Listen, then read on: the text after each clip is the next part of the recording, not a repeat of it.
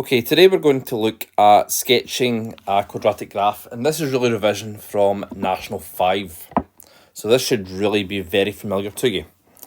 So, to sketch a quadratic, what we have to remember from National 5 is we need to know three things. We need to know where it cuts the y-axis, we need to know where it cuts through the x-axis, and we need to know the turning point. Okay, so let's just start by doing that then. So for example 1, I want to sketch and annotate the graph of y is equal to x squared minus 2x minus 15. So first of all, I can say that it cuts the y-axis when x is equal to 0. Okay, and this is very familiar to us. We always know that lines and curves cut through the y-axis whenever x is 0. So set x to 0, so we get y is equal to 0 squared minus 2 times 0 minus 15. So y is equal to minus 15. So the y-intercept is going to be 0 minus 15. Okay? We can find where it cuts the x-axis. Same idea, it cuts the x-axis when y is equal to 0. So let's set y to 0. So we get... Sorry, let's set y to 0, okay? So we get x squared minus 2x minus 15 is equal to 0. So we get the quadratic that we need to factorise. So factorising this, I get x minus 5, x plus 3 is equal to 0. So that gives me x is equal to 5, x is equal to negative 3. Okay, so it's cutting through the x-axis at the point negative 3, 0 and the point 5, 0. Now to get the turning point, now the turning point is always going to be halfway between the two roots, i.e. where it cuts through the x-axis. So I'm thinking here that I've got minus 3, 0 and 5, 0. That's 8 numbers between minus 3 and 5. Halfway between that has to be 1. So the turning point is when x equals 1.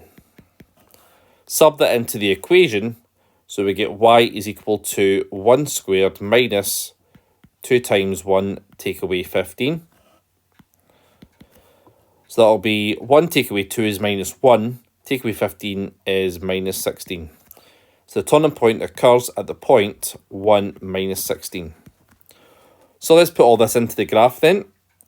So we'll have minus 3 here. We'll have positive 5 here.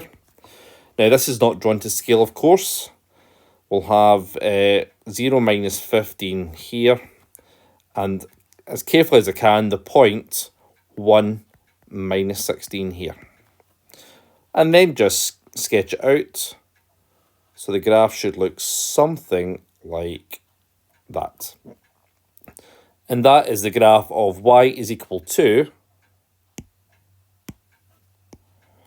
x squared minus 2x minus 15. Okay. Let's take a look at example 2. So again, I want to sketch and annotate this graph. So it's still a quadratic, it's of a different form. It's in actually the completed square form. I know this because I've got a bracket with a square and then a number at the side. So when a graph is in this form, if you remember from your knowledge of National 5, I can get the turning point when it's in this form. The turning point is going to be the point 2, 4. This is handy whenever we have parabolas that will not be cutting through the x-axis. But all parabolas do cut through the y-axis. So same idea, I can say that it cuts the y-axis when x is equal to 0. So we get y is equal to 0 minus 2 all squared plus 4. So that'll be 4 plus 4 is 8. So it cuts through the y-axis at the point 0, 8. And then just plot those points. So turning point is 2, 4. Cutting through the y-axis at 0, 8. Sketch it through, and it looks like that. Dodge the diagram, of course. So y is equal to x minus 2 all squared plus 4. Okay. Now, in higher maths, you won't be asked to sketch a parabola in this form, but it's handy to have that memory of how to sketch a parabola, because when you will need to be able to sketch quadratics throughout the quadratics topic and beyond, but in higher, all we really want is just a quick sketch using the roots and the shape, and to know whether it's a happy or a sad face. That is really just enough for higher maths. Okay.